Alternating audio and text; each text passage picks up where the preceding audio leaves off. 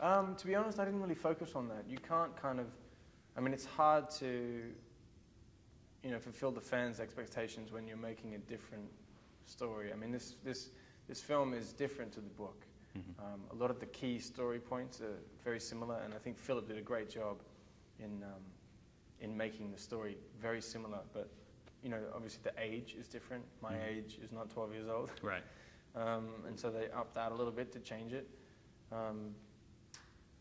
And I was encouraged to try and be myself as much as possible, and to try and just make everything as real as possible.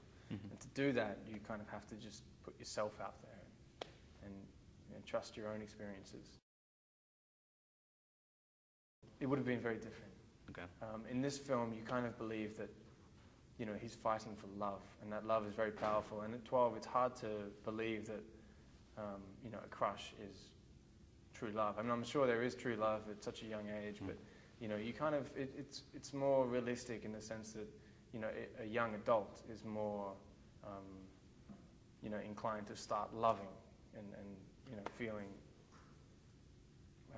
you know, for a girl or for a boy or whatever. He was very helpful to me. The first time I auditioned, I met Jeff, and we were in a hotel room somewhere. We were shooting it with Phil and with the producers, and he was in a robe, kind of like the Giver, and but he was just Jeff Bridges. I mean, I didn't know that he was. I mean, I still don't know if he was actually in the robe or if he was channeling the Giver somehow. Right. But I remember thinking, wow, this dude's in a robe. That's so cool, you know, this is going to be so chilled, and I just instantly became more relaxed, and we started kind of connecting on that and improvising with the scenes a little, and it was just very clear right from the start that he would be very easy and helpful to work with.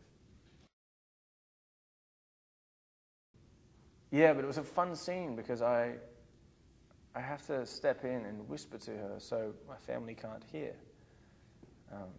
And that was pretty scary, you know, because my character kind of takes the lead and finds this confidence to, you know, almost be sarcastic with the chief elder.